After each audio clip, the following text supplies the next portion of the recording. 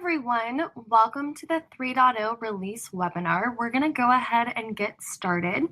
If you don't already know me, my name is Robin Livesay, and today we're going to go through all things related to the new release and its features. First off, I'm going to go ahead and ask everyone to please place all questions in the questions section of the app. We're going to try our best to get to all of them at the end, but there are a lot of items related to this release and its features. And so for the sake of keeping the webinar to 30 minutes, we're going to answer all questions at the end and try to keep things at a high level. Just know there's a lot of documentation supporting this release. So if you do have in-depth technical questions, we're more than happy to answer them afterwards. Let's see. Okay, there we go. So first of all, we're going to cover the release contents and what is included as new features. We'll then talk about why we made some of the changes that we did, followed by actually going in depth about some of those specific features and things to know about them. Then we'll wrap it up with how to get your gateway upgraded and what is coming next for Uplevel. After that, we will open it up for questions for any remaining time. So sit tight. There's a ton of information headed your way. We're going to go through all of it. So first of all, what is included? The 3.0 release includes an IPS-IDS throughput increase, a 5 terabyte NAS built into the gateway as an option, reporting as a feature, dynamic DNS capabilities, a change in LAN IP addressing for site-to-site implementations, the addition of firewall port forwarding rules, as well as other changes to the dashboard and the ability to turn off specific AP broadcasting bands, and even more than that. So why are we making these changes? For a couple of reasons. First of all, we think managing customers and their infrastructure should be easy, especially for the small customers. But we don't necessarily think that that needs to come at the expense of quality. Small businesses should have the exact same access to enterprise-grade gear because, well, all businesses these days, regardless of size, are now heavily reliant on their networks. So those small businesses actually need it just as much. But we don't think enterprise-grade gear needs to mean hours of setup time and difficult to manage. So we want to make it simple to deploy and to maintain those small business customers. Well, why? Because there are nearly 2 million small businesses in the US with between 5 to 25 people. They represent an underserved market with a lot of potential, but you need to be able to service them profitably.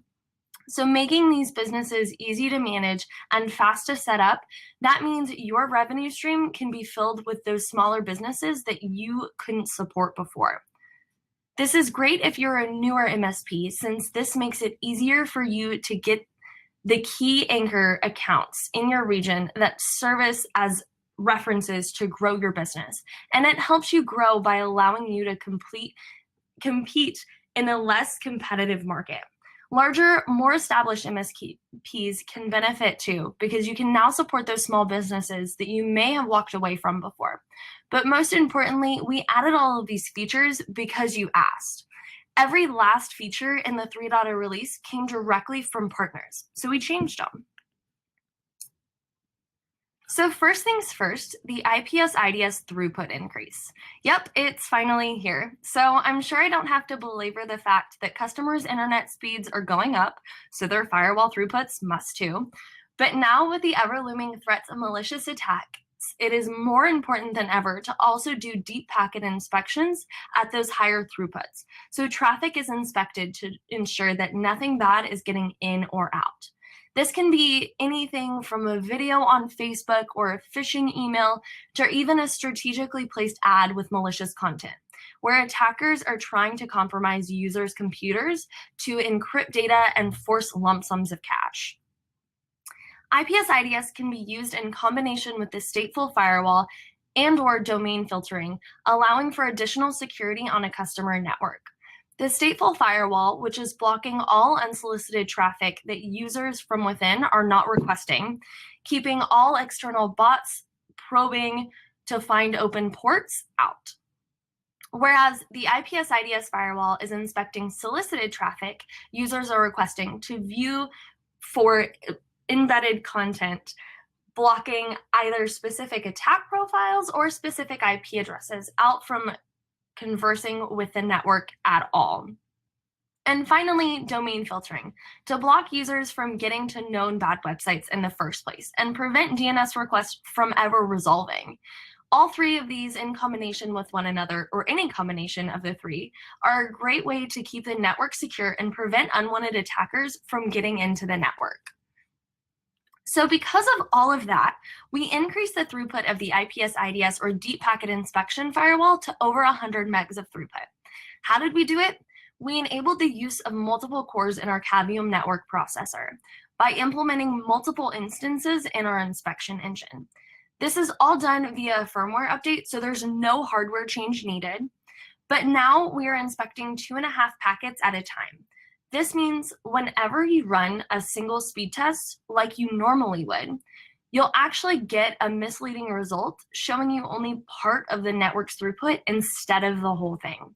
So to see the whole network's throughput, you must now run 2 speed tests at the exact same time. And here's why. Think about it like this. If you have only one line open in a grocery store and you send someone through it, you'll get a pretty good feel of how fast the cashier is checking everyone out. This is like having a single instance of inspection and 1 speed test running. Well, what happens if you run 2 speed tests at the same time on a single instance of inspection? You're just adding to this single queue, resulting in each speed test somewhat fighting over throughput control, and now each only showing half of what it did before. But now let's say you open a second line at the same grocery store, kind of like enabling the use of another core in a processor. Now sending one person through only one line will only show you a portion of how fast the cashiers are collectively checking everyone out. Because keep in mind, this isn't an average, it's an addition. In order to get the entire picture, you must have 2 people, each going through a different line at the grocery store. Same goes with the multiple instances of IPS-IDS inspection. When you have 2 inspections happening at the same time, you must have 2 computers running speed tests at the exact same time. So now you will see each speed test maintain its original value rather than being cut in half. This means the collective throughput of the network is the 2 resulting speed tests combined. This combined throughput of the IPS-IDS inspection is typically around 100 megabits per second or the ISP link, whichever is slower. So we're actually going to show a short clip of the throughput video that we have on YouTube, where you can actually see there's a Mac on the left and a PC on the right running speed tests at the exact same time, getting about 60 megabits-ish each per second of throughput, as opposed to the previous 60 megabits per second total that the entire network would see. Now each of them has their own 60 megs of throughput. If you want to see the whole IPS-IDS video, there's the whole video up on YouTube, so you're more than welcome to go watch it to see the difference in the 2 different testing styles. So with all of that new throughput, you're probably going to be doing a lot more work. So because of this, we added a 5 terabyte NAS option. This is going to be the one and only hardware option change to worry about. For customers with tons of data, and by tons, I mean teras, we are now shipping a 5 tera NAS option. This means the exact same gateway now comes in 2 different sizes. All of those law firms and engineering firms with loads of data that weren't necessarily a fit before, well, they are now. With the exact same setup as the original NAS, all things integrated, and still the options of local and cloud backups built directly into the gateway, it is now just a larger NAS size. So the hardware change can be implemented to both existing as well as new customers. So just let us know, and we'll ship you the 5 terabyte NAS option gateway, swap everything out, and have you ship us back the 1 tera option to keep those services up and running. Another large feature in the release is the ability to now generate reports. This allows you to keep customers, both old and new, up to date on their network with reports that either generate on the first of the month or immediately. These reports are also a great way to show prospective customers exactly the difference between the firewall and their their ISP rather. These contain information on the firewall, like the number of attacks prevented, the bandwidth usage, the top talking devices on the network, top sites visited, and so much more. Leaving a gateway at a prospective customer's office, letting it run for a couple of weeks, and then showing them a report about everything on their network can be a huge value add to iffy perspectives. I won't get into all of the nitty-gritty detail about what exactly is in those reports, but just know there's a lot of great info with sample reports available, and means both you and the customer can stay up to date and show the value that the firewall is providing. This is all configured in the settings option of the GUI and can now be configured with your logo and your company name. So all of those customer reports will then send to the specified email addresses on the first of the month automatically or immediately, looking like it came from you. So while you are showing the value of the firewall, you can also show customers you are saving them money at the same time. Static IPs, depending on the ISP the customer has selected and what part of the country they're in, can vary in price from about $5 a month to $100 a month. Now these static IPs have some really great reasons for needing them, like vendor updates and delivering services from outside servers, and even the ability to easily get back into the network. But a dynamic DNS name that is automatically updated will do the exact same, bringing you back to the network via DNS name rather than IP, and keeping those services up and running. Now you and your customer can keep your money and let your IP addresses change. Dynamic DNS services are built directly into the GUI, which means you can always get back to the network via DNS name using either Uplevel service or a third party's. Keep in mind, just because you can get back to the network does not necessarily mean that the firewall is going to let you through and into the LAN side, so port forwarding rules may be required. All of this is built directly into the GUI, so now you will see an IP and DNS tab appear in the left-hand pane, where the dynamic DNS setting will live. Selecting either Uplevel service or no IP or DIN DNSs, where we'll act as the agent, updating those third-party vendors whenever the IP address changes, or Uplevel service, which is included in the base package at no additional cost. But don't worry, Uplevel will never actually require a dynamic DNS or a static IP for any of the services we ever deliver, including the firewall or any VPNs. So this feature is strictly for ease of use. Just like DNS settings, the IP address settings have also changed locations. The IP and DNS tab is now going to be where the LAN scheme IP addressing lives. But rather than one gateway, you're now able to set the LAN scheme for an entire customer over multiple office locations under a single pane of glass. This means you no longer have to hop between gateways to ensure that there are no conflicts between subnets on a multi-site deployment. You will see them all in plain sight, and this also means once you set the LAN scheme of the network using the customer network option at the top, you can then assign any subnet within the scheme to any group of the customer. So you're no longer restricted to blocks of subnets in a single site. You can go in and assign a subnet to a different LAN scheme using the overarching customer network, just like the one here up at the top.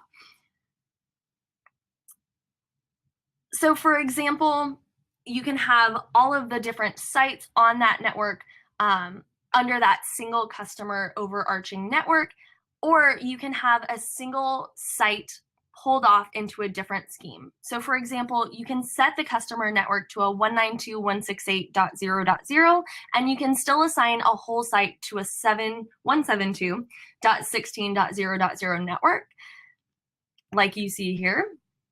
It is just going to warn you before doing so. Just ensure that the entire subnet or all subnets for that site within that office location are the same scheme. So this is going to make deploying to a customer with multiple sites extremely easy when it comes to their IP addressing. The final feature with ease of use in mind is the port forwarding library rules. All customers are unique, but their services usually aren't. And sometimes you deploy the exact same services to more than one customer. But now we have made deploying those services a little easier. You are now have the option to create a library of port forwarding rules that can be applied to any customer using a drop-down menu. This means you no longer have to look up what range that server came in on or what the source IP was for that site. You can simply configure it under the library option in the top right-hand corner, and then it will then appear in the drop-down menu to choose from for any customer. This means the repetitive task of implementing the same services across multiple customers is now easier. Just set it and forget it, so you don't have to worry about IP addresses again. So there are also a handful of other changes we made to the GUI, including dashboard sorting and spare device designations, as well as the ability to entirely disable specific access point broadcasting bands and a firewall statistics view. You'll see all of these new features in the GUI, so don't be alarmed. We meant for them to be there. They're all intended to make configuring and managing your customers a lot easier. All of these features, with the exception of the 5 terabyte NAS, are included in the firmware release. This means once the gateway is upgraded, it will see all of the features directly in the dashboard. Keep an eye out for your email to see what the upgrading window of your gateway is. Note that a lot of partners have actually already been upgraded, so you'll very likely easily see all of these new features already. If the gateway was offline during the upgrading window, then next time it's plugged in and connected to the internet, it will immediately begin to download the new firmware image. So keep that in mind. The gateway will remain passing traffic during the initial part of the upgrade. However, it will then reboot to interrupt service briefly. So keep an eye out for that. This reboot is initiated on our end, so please don't feel like you need to initiate it. We'll take care of everything. Configurations on the dashboard, however, during the upgrading process are advised against pretty heavily, since the dashboard will be going through changes as well. During this time, things start to act really weird, and configuration changes can actually cause issues if the gateway is undergoing an upgrade. So try not to do any changes while it's upgrading. You can always look at the status light on the back of the gateway, where a purple status light will indicate an upgrade process is under, and a green status light will indicate that it is back up and running and things are operating normally.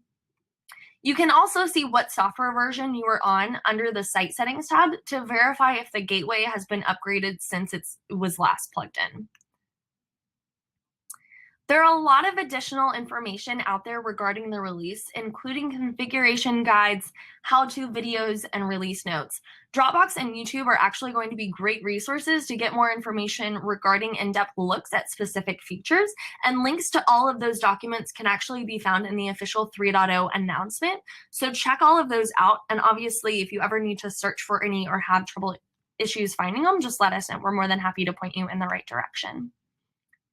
Like I mentioned before, all of the features in this release were actually partner feature requests. So if you ever have specific feature requests, let us know. We're all ears. We'd love to hear what you've got. And finally, just a few Uplevel updates to be aware of. We officially launched a partner referral program where we're writing partners $250 checks for each partner company they refer. And since launching it less than a month ago, we've already received over 50 referrals, which is more than $12,000. So thanks to everyone who already contributed, and keep filling out those registration forms to receive referral checks. The registration form can be found on our website. So keep an eye out for those if you ever have another friend that you think would be a good fit to make an easy little bit of cash. Uplevel was also recently named a top 10 networking startup by Enterprise Networking. So a huge thank you to every last one of our partners for being ahead of the curve and supporting us. We're beyond ecstatic and honored for all of the support. And then one other update is, in our attempts to bring and offer more services, we recently partnered with a company called CyberSpa.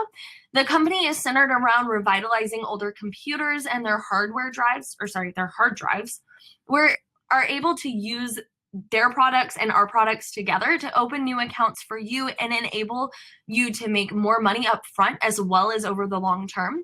There are a lot more coming information in the next month as we get the material and training pulled together. So stay tuned. You'll see that communication coming out as well.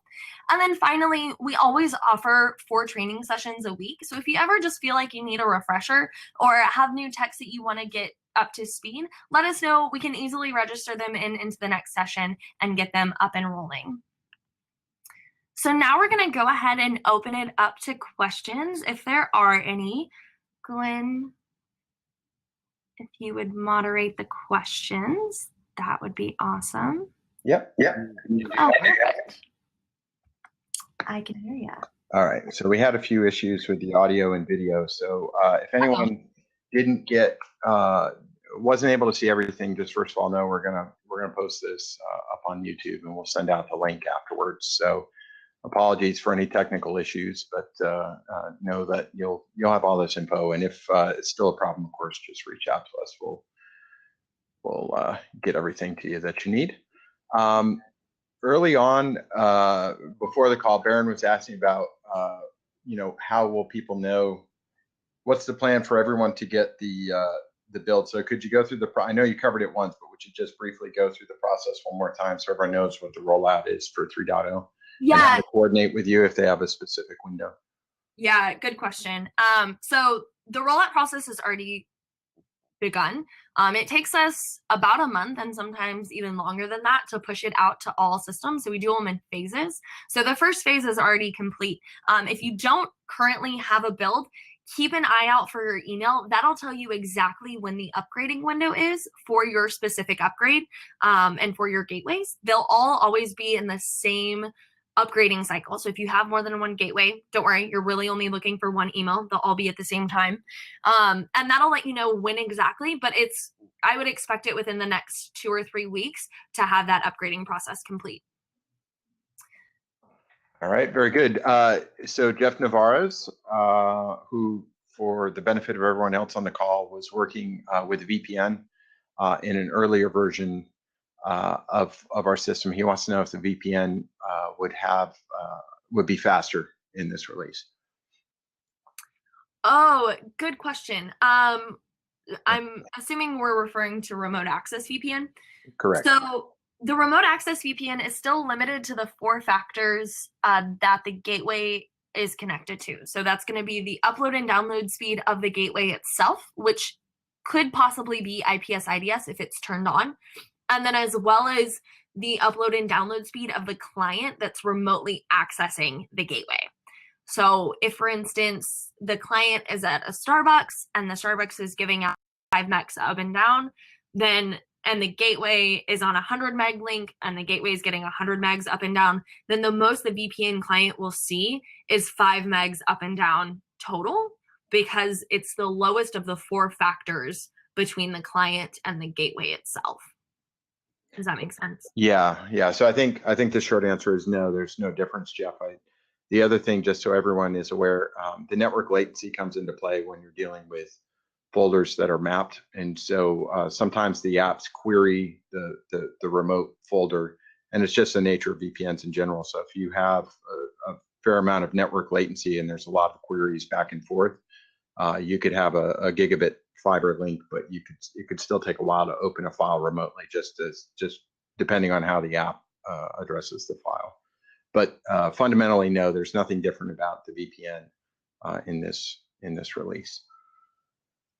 Other questions? Well, you guys are easy. Not or you guys didn't see the presentation, one or the other. Let's see. I'm trying to think what were a couple of the questions from this morning, Robin? Any of the good ones you remember from this morning? Download speeds of. So if you download a single file, does that mean that it's only limited to one instance of the IPS-IDS, or is that multiple instances? That would still be limited to the one instance because it is on a per computer basis. So it's a per initiation basis. So one computer pulling down a huge file, for instance, would be limited to the 60 megabits per second that it sees with that single speed test. That was one of the questions. What were some other ones? Let me see. That was probably the most relevant. Mm-hmm. I think the other question that came up. So obviously the speed of the IPS IDS is up above 100 megabits per second, but we do know that you've got gig fiber rolling out across the country. So the question came up: what if somebody needs IPS IDS at gig rates? And our answer for that would be if they really need IPS IDS at gig rates, Uplevel really isn't a fit for that. But our first response to that would be, challenge the assumption: do they really need IPS IDS at those rates? And if you need some help understanding why we would ask that question, just give us a call. We'll be happy to consult with you on that. Yeah. The other thing to ask is just because they have gig rates doesn't necessarily mean that they use gig rates. So that would be a good instance to go in and actually see what the customer is using as a whole, see what their both max throughput needs are, as well as kind of the average on a daily basis to see if that's even a fit in most cases. Right. So Larry wants to know, can you just turn off the IDS and do a speed test? Oh yeah, you can absolutely turn off the IPS IDS and do a speed test, right? At that point, it's just the stateful firewall that's operating. So it's just, there's no deep packet inspection. So there's no need for multiple cores at that point to deep packet inspect. So that's just a normal speed test. And the stateful firewall has a throughput of up to 800 megs of throughput. So. Yeah. And then Sebastian had a good question. Actually, we should have addressed this. We forgot. Is the 5 terabyte on RAID, or is it a single 1 terabyte drive? And I think the other question that I'll just add in for everyone is, how do they find out? Well, what are the pricing implications of all this stuff we've talked about here? Yeah. So the 5 terabyte is not on RAID. What was the question about 1 tera? That was it. Just okay. Just that. But can you comment on the pricing? So pricing for 5 tera is different than 1 tera. So we have new pricing sheets available for that. It is a slight difference, but those pricing lists will come out. And then the rest of the features are unchanged as far as pricing. They're incorporated into the existing part numbers. Yeah, correct. All right. Well, I guess that's it then. No more questions. Okay, very good. Yep, that's all I've got for now.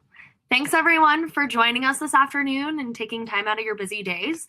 Like Glenn said, if anyone does have any questions, please don't hesitate to reach out, especially since there were glitches. I'm going to go ahead and flash up some contact info in case there are specific people that you ever need to contact. These are just really good numbers to have as a whole. But if any questions do come up, we're also going to be sending out this presentation as well as all of that great info. So if there's specific questions we can answer one-on-one, please don't hesitate to let us know. Otherwise, y'all have a great rest of your afternoon, and we will talk to y'all later. All right. Thanks.